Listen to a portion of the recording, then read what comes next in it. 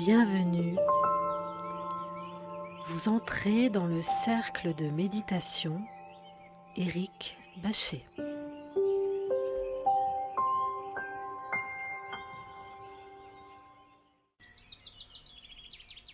Anapanasati Sutta. L'enseignement du Bouddha. L'enseignement de l'attention à la respiration.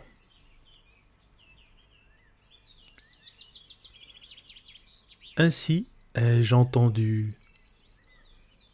En ce temps-là, le Bouddha était encore à Savatthi, et il demeurait dans le parc de l'Est avec ses principaux disciples comme Chariputta, Mahamoggallana, Mahakassapa, Mahakasayana, Mahakotthita, Mahakapina, Mahakunda, Anuruddha, Revata et Ananda. Dans cette communauté, les moines les plus anciens enseignaient aux plus jeunes. Certains à une dizaine d'entre eux, d'autres à une vingtaine, d'autres encore à une trentaine ou une quarantaine. Les jeunes moines faisaient ainsi beaucoup de progrès. C'était une nuit de pleine lune, à la fin de la saison de la retraite des pluies, le soir de la cérémonie de Pavarana, qui clôture la retraite, le Bouddha, assis sous un arbre, entouré de l'assemblée des moines, après les avoir regardés silencieusement, dit « Vénérable moine, je suis très satisfait en observant les résultats que vous avez obtenus de votre pratique. Néanmoins, soyez encore plus diligent. Ce que vous n'avez pas atteint, vous pouvez l'atteindre. Ce que vous n'avez pas réalisé, vous pouvez le réaliser. Je vais rester ici à Savatthi jusqu'au jour de la pleine lune, à la fin du 4e mois de la retraite.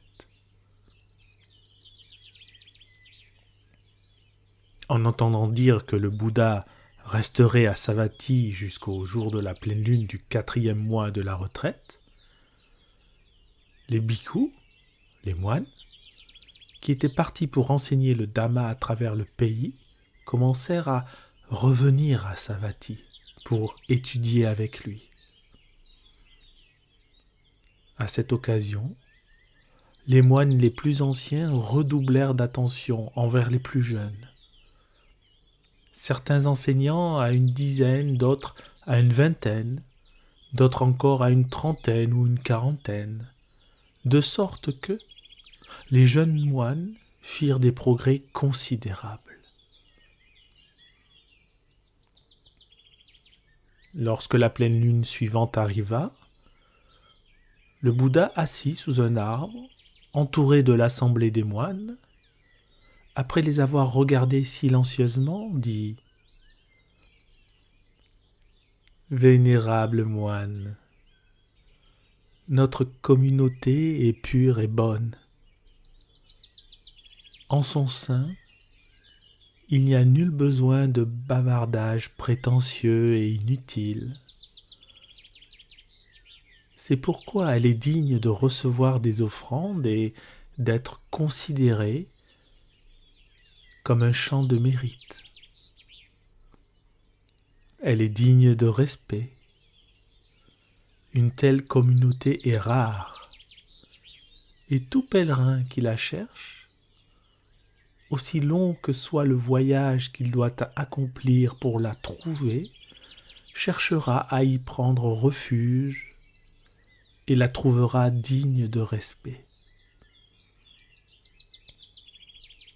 Moines, il y en a parmi vous qui ont déjà pleinement réalisé l'état d'Arahant, être totalement et pleinement éveillé. détruit toutes les racines d'affliction, dépose tout le fardeau et atteint la compréhension juste et la libération ultime. D'autres, parmi vous,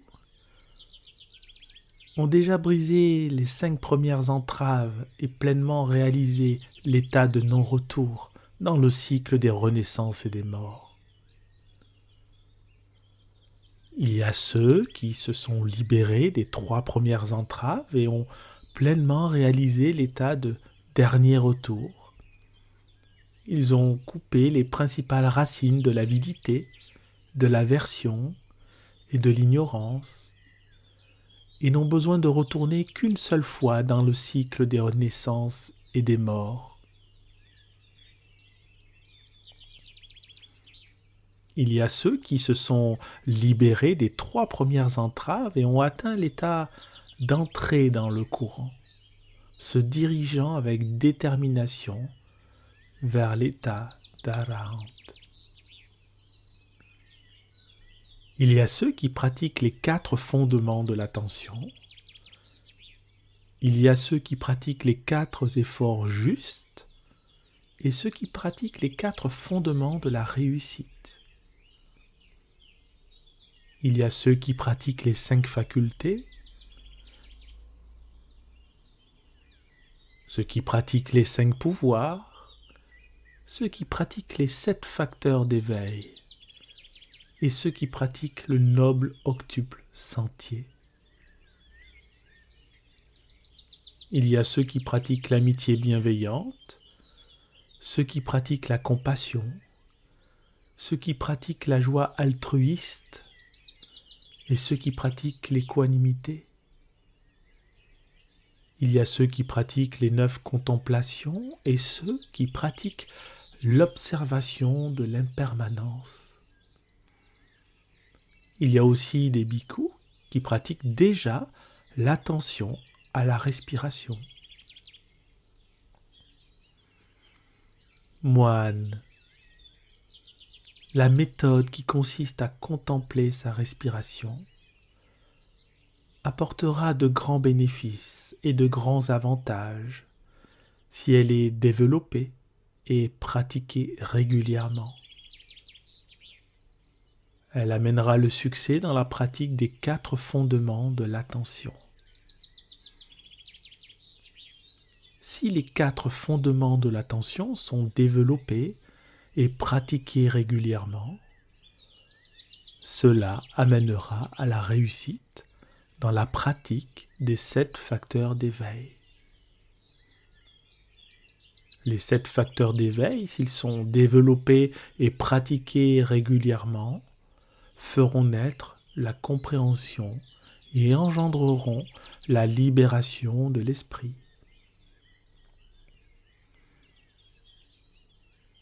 Comment développer et pratiquer régulièrement la méthode de l'attention à la respiration afin que la pratique porte ses fruits et soit source de grands bienfaits? Voici, moine, le pratiquant va dans la forêt ou au pied d'un arbre dans un endroit désert.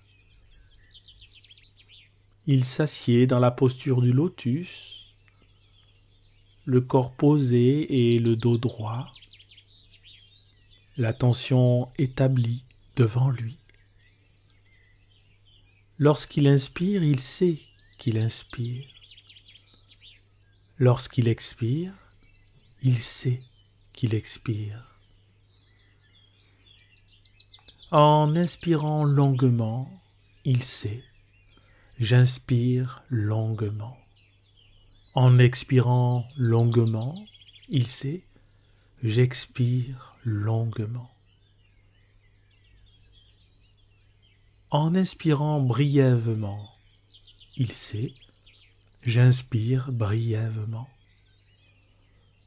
En expirant brièvement, il sait, j'expire brièvement. J'inspire et je suis conscient de tout mon corps. J'expire et je suis conscient de tout mon corps. Ainsi pratique-t-il. J'inspire et j'apaise mon corps tout entier. J'expire et j'apaise mon corps tout entier. Ainsi pratique-t-il. J'inspire et je me sens joyeux. J'expire et je me sens joyeux. Ainsi pratique-t-il. J'inspire et je me sens heureux. J'expire et je me sens heureux. Ainsi pratique-t-il. J'inspire et je suis conscient de mes formations mentales. J'expire et je suis conscient de mes formations mentales. Ainsi pratique-t-il. J'inspire et je calme mes formations mentales. J'expire et je calme mes formations mentales. Ainsi pratique-t-il. J'inspire et je suis conscient de mon esprit. J'expire et je suis conscient de mon esprit. Ainsi pratique-t-il. J'inspire et je rends heureux mon esprit. J'expire et je rends heureux mon esprit. Ainsi pratique-t-il. J'inspire et je concentre mon esprit. J'expire et je concentre mon esprit. Ainsi pratique-t-il. J'inspire et je libère mon esprit. J'expire et je libère mon esprit. Ainsi pratique-t-il. J'inspire et j'observe la nature impermanente de tous les phénomènes. J'expire et j'observe la nature impermanente de tous les phénomènes. Ainsi pratique-t-il. J'inspire et j'observe la disparition progressive du désir. J'expire et j'observe la disparition progressive du désir. Ainsi pratique-t-il. J'inspire et je contemple la nature non née et non morte de tout phénomène. J'expire et je contemple la nature non née et non morte de tout phénomène. Ainsi pratique-t-il. J'inspire et je contemple le lâcher-prise. J'expire et je contemple le lâcher-prise. Ainsi pratique-t-il. Pratiquer et développer régulièrement selon ces instructions, l'attention à la respiration portera ses fruits et sera source de grands bienfaits. De quelle manière pouvons-nous développer et pratiquer régulièrement l'attention à la respiration pour réussir à pratiquer les 4 fondements de l'attention? Quand le pratiquant inspire ou expire longuement ou brièvement, conscient de sa respiration ou de tout son corps, ou bien conscient qu'il calme et qu'il apaise tout son corps, il s'établit paisiblement dans l'observation du corps, dans le corps, persévérant, complètement éveillé, ayant une claire conscience de son état, ayant abandonné tout attachement et toute aversion pour cette vie. Ces exercices de respiration avec une pleine attention appartiennent au premier fondement de l'attention au corps. Quand le pratiquant inspire ou expire, conscient de la joie ou du bonheur, conscient des formations mentales ou apaisant les formations mentales, il s'établit paisiblement dans l'observation des ressentis dans les ressentis. Persévérant, complètement éveillé, ayant une claire conscience de son état, ayant abandonné tout attachement et toute aversion pour cette vie, ces exercices de respiration avec une pleine attention appartiennent au second fondement de l'attention, l'attention au ressenti.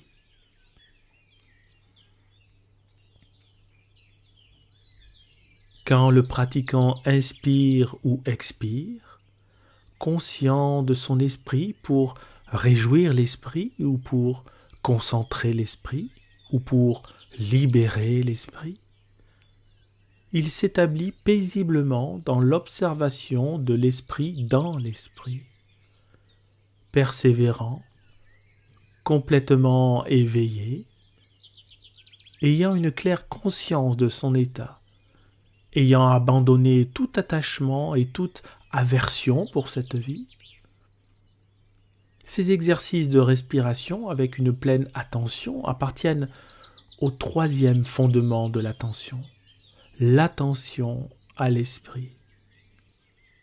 Sans l'attention à la respiration, il ne peut y avoir de développement, de stabilité et de compréhension dans la méditation. Quand le pratiquant inspire ou expire et contemple l'impermanence essentielle ou la disparition essentielle du désir, ou la nature non née et non morte de tout phénomène, ou encore le lâcher-prise, il s'établit paisiblement dans l'observation des objets de l'esprit, dans les objets de l'esprit. Persévérant, complètement éveillé, ayant une claire conscience de son état, ayant abandonné tout attachement et toute aversion pour cette vie.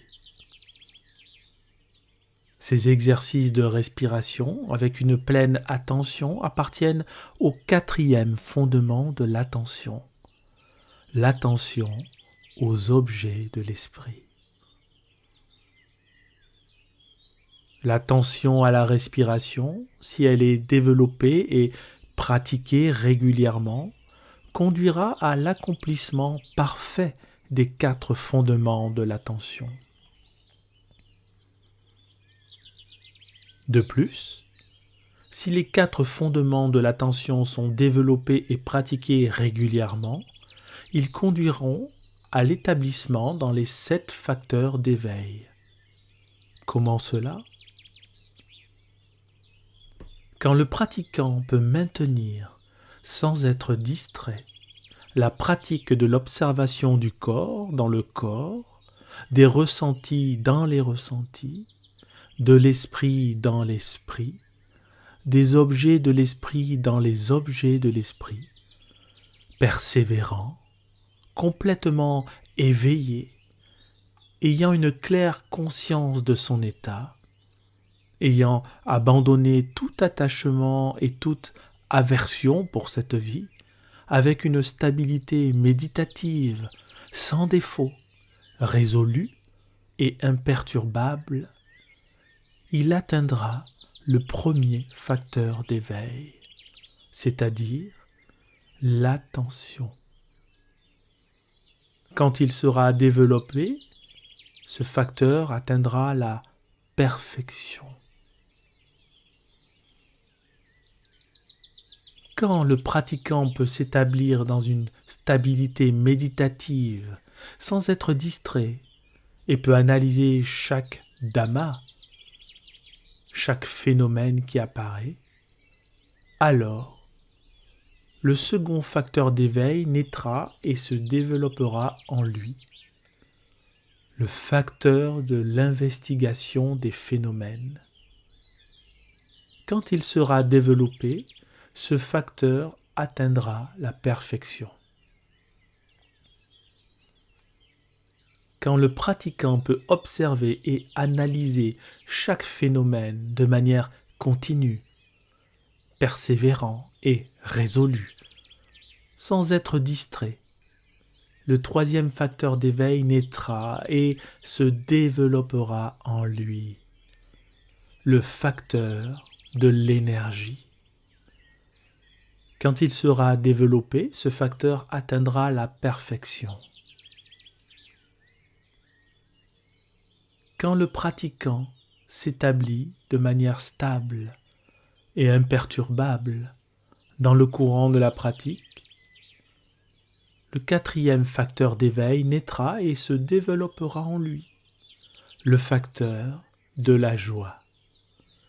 Quand il sera développé, ce facteur atteindra la perfection. Quand le pratiquant s'établit sans distraction dans l'état de joie, il ressentira son corps et son mental comme léger et paisible. À ce moment, le cinquième facteur d'éveil naîtra et se développera en lui, le facteur du calme mental. Quand il sera développé, ce facteur atteindra la perfection. Quand le corps et le mental sont détendus, le pratiquant peut entrer facilement en concentration. À ce moment, le sixième facteur d'éveil naîtra et se développera en lui, le facteur de la concentration. Quand il sera développé, ce facteur atteindra la perfection. Quand le pratiquant s'établit dans la concentration, dans un calme profond, il arrête de discriminer et de comparer. À ce moment, le septième facteur d'éveil est produit, naît et se développe en lui, le facteur du lâcher-prise, de l'équanimité. Quand il sera développé, ce facteur atteindra la perfection. Voici comment les 4 fondements de l'attention, s'ils sont développés et pratiqués régulièrement, conduisent à l'établissement parfait dans les 7 facteurs d'éveil. Comment les 7 facteurs d'éveil, lorsqu'ils sont développés et pratiqués régulièrement, conduisent-ils à l'accomplissement parfait de la compréhension juste et de la libération ultime?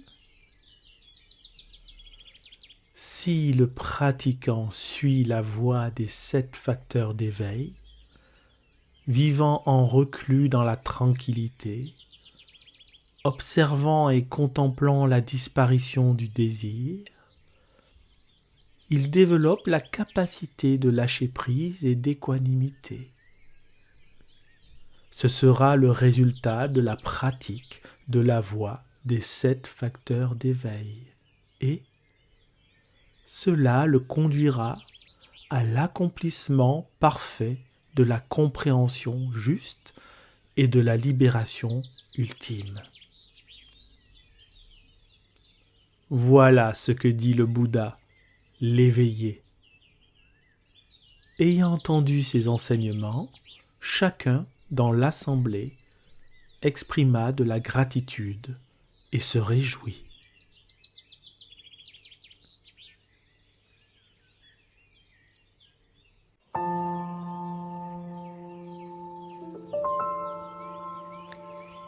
À présent, vous sortez du cercle de méditation et son énergie vous accompagne.